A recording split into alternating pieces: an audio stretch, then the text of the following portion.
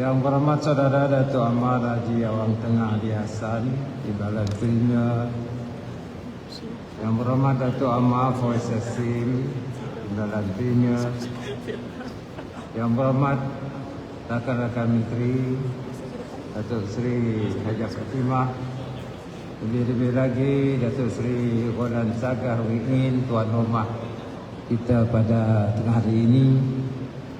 Yang berhormat Sesar Kerajaan Sarawak, Yang berhormat Timbalan Menteri, Dep Jemputan, terusnya Yang berusaha Dr. Peter Morin Nisom, General Manager Sarawak Research and Development Council, terusnya anak-anak yang saya hormati sekalian. Pertama, saya mengucap syukur kerana hari ini kita dapat menyaksikan pembukaan resmi Science Center kita di Sarawak pada hari ini. I would like to congratulate the Council, particularly the Ministry of Education, Talent Development, for achieving to build this Science Center, which is a milestone for us to encourage our young to get awareness as well as together learning what science is all about. I would also like to congratulate our sponsor as well as our contractor that has made very positive effort to bring about the success of this center.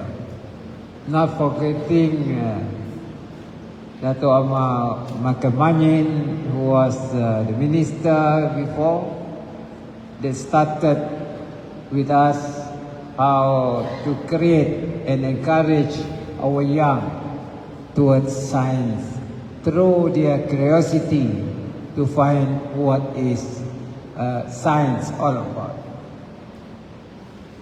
Ladies and gentlemen, the establishment of the center represents that character of trying to know the unknown, charted new journey, as well as trying to add value to what we have in Sarawak. It is a journey towards the future. And this asset is the foundation of our economic progress and also a very important strategic asset, that is the human capital. For us to move forward and to find new ways how to improve humanity. We are actually, what we are doing today is to find the true wealth of Sarawak. We are blessed with all the resources, but at the same time, we do not know what to do with our resources that will benefit the world as well as mankind. Ladies and gentlemen, I have the text here, but I would like to just share what this Science Center is all about towards the future beyond 2030. The world today is facing huge challenge, particularly climate change. As we are officiating our center this afternoon, European countries are facing heat wave. So much so in Paris, France, the temperature is beyond what they have imagined and experienced, which is about 40 degrees Celsius. While India now is flooded, and it has caused death. If I'm not mistaken, the latest figure I got is about 100 death because of the flood. Then the question of curiosity, what caused all this? The cause is because of inequality in balancing the environment, the need for people to survive, to live, and the development that is taking place with regard to the need of environment. So these are the two challenges in terms of managing the world today. Having known or looked at this problem, myself and my cabinet look at what Sarawak has. Sarawak is in the island of Borneo, the third largest island in the world. And on top of that, Borneo has the oldest rainforest, which is needed in the equilibrium formula that will maintain and sustain the survival of mankind. Rainforests produce what? They produce oxygen. And oxygen is needed in life survival. Next is, of course, Borneo has a lot of rivers and rainforests that produce water. And we human beings need 70% of that water. We have water in our bodies. Having said that, we have to look forward whether we can survive in the future. At the moment, based on the Paris Agreement, if the temperature is 1.5 degrees Celsius above pre-industrial level, you got problem in terms of food security. Without food, whether man can survive or not. If agricultural sector is affected, there will be a reduction in food supply. And if this happens, then is a catastrophic period, era for human to survive. Having said that, the Sarawak government looked at those sources that we have. Our missing gap is we need scientists. We need the young Sarawakian to be equipped with the latest technology and knowledge to make use of the resources that we have. In this regard, my cabinet, myself, we also explore out of this curiosity what can be done.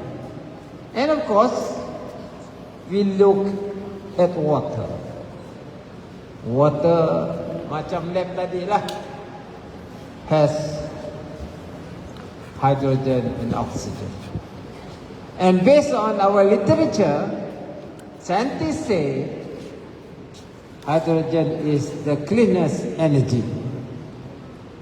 And we study the Industrial Revolution.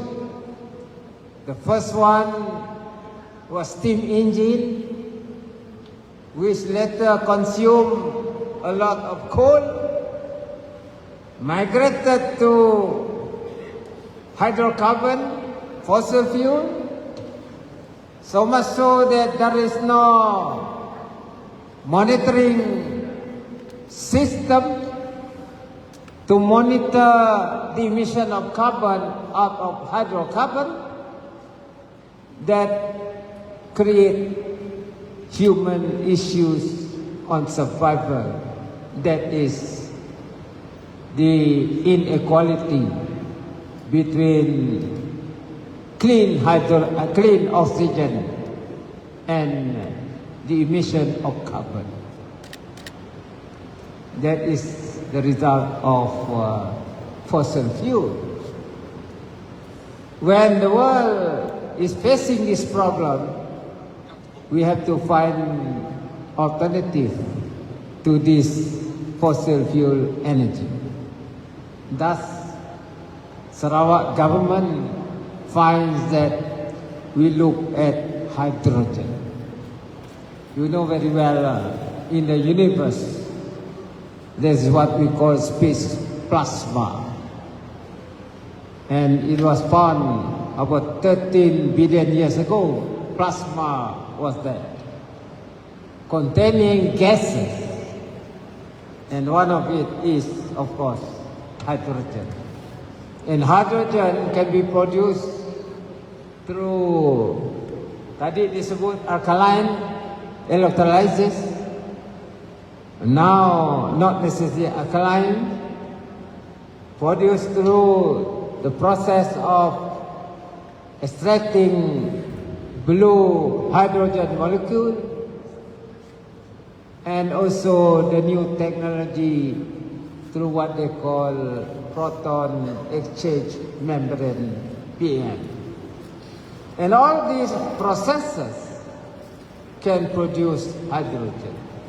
And Sarawak is blessed with water. Water, you produce hydrogen. And then our forests, through the process, as you know, photosynthesis, absorb carbon, produce oxygen. In other words, we have to play our part. And we have to adopt technology. Now you got a lot of technology based on semiconductor that shares data. And data become the basis for us to find new technology. In other words, the young Sarawakian must get themselves familiar with science, with what we have, and create new technology. That is why last week I encouraged our young Sarawakian to know a bit about this hydrogen. Of course, I may be biased introducing this book called Hydrogen Revolution, Blueprint for the Future of Clean Energy by Marco Alovera. In other words, there is already a literature. What we need is to apply and do research so as Sarawak can contribute towards what the world needs. And this technology is based on science and material, raw material, including all these molecules and other biomass material. Ladies and gentlemen, kepada anak-anak, sebab itulah kerajaan membangunkan pusat sains. Kerana kita nak bangunkan, melahirkan the new Einstein, the new scientist, namanya Ahmad, namanya Paul, anak Stavri, yang boleh membantu dalam kita menghadapi cabaran dunia pada hari ini. Therefore, I congratulate the Council, Research Council for creating this awareness among our young students. Tadi sekolah Batu Bungan dah tahu drone. Bagaimana nak fly drone. Diletakkannya light pula. Batu Bungan ni kawasan Penang. 30 years ago, I was there in Batu Bungan. No school, but today they are here in Science Center in the midst of Kuching. And a lot of our rural schools here. Sebab itu center ini ada hostel. They don't have to stay in hotel. They just stay in our hostel and get familiar with the technology being exhibited in this center. Tanya tadi saya tengok ada astronot di sana. Dan juga hasrat kerajaan nak melancarkan satelit. Betul ya satelitnya ya. Our target 2030, we are going to launch our nano satellite CubeSat. Apabila kita ada satelit ini di atas low Earth orbit, ia boleh menangkap data di bumi. Our satellite will be able to capture the data on Earth. And this data is the new oil. With the data, it will help us to do research on what Sarawak has. What is there under our earth. Katakan kita ada rare earth. Rare earth is a very strategic material for the future.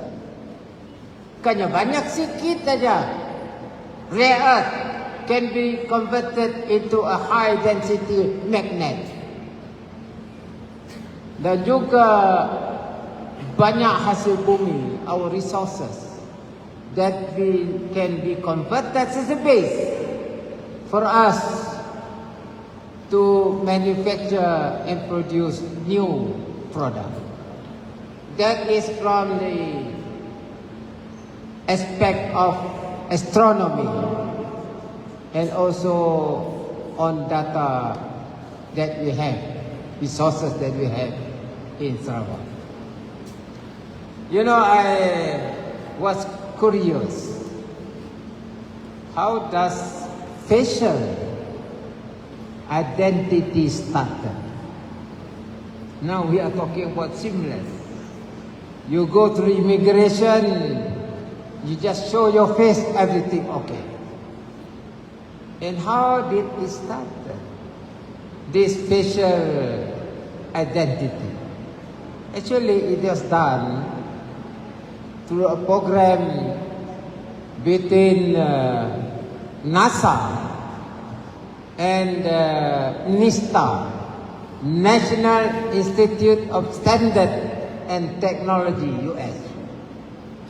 And they did study, research on algorithm to get the facial sort of picture, detailed picture, and become a technology that is globally used now. And we have a new term called seamless passage through facial identity. So these are technology, but I'm feeling that the year between now and 2050, scientists have to think to produce product that can mitigate, at the same time accelerate solution to what we are facing today. Then the quantum acceleration involves AI. And artificial intelligence is what we call artificial neurology. It is the function of the brain taken over by the machine. And human brain still being needed, because machine is connected to programming. And in order to produce the right program, you still need natural intelligence to find a formula that can be used globally. And AI is just a standard that is globally used after the invention of the first AI through what they call large language model. So this is all the processes that we can learn, and then we manufacture something, we invent something through innovation and to be used by mankind. We have to start the journey now.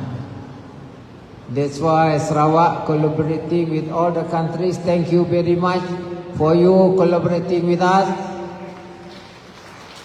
And I hope this center is not meant for Sarawak only, not meant for Malaysia only, but as a partner to international collaborators, where we are located in Borneo, we are in the equator, our distance to orbit is nearer, we got the sun, we got the moon, we got water, we can explain the law of gravity, why the water runs down, turn our turbine, and produce our power. Power is part of energy, and we need this energy to move forward for mankind. So this center is yours. To the scientists, come and work together and use this as a lab for the future of Sarawak, Malaysia, and the world from the island of Borneo. If you want to come here, you can use Air Borneo to Borneo. With that, once again, thank you very much. I wish all the best to Dato' Roland and his team, and I hope this one will spark the move towards the future. With that,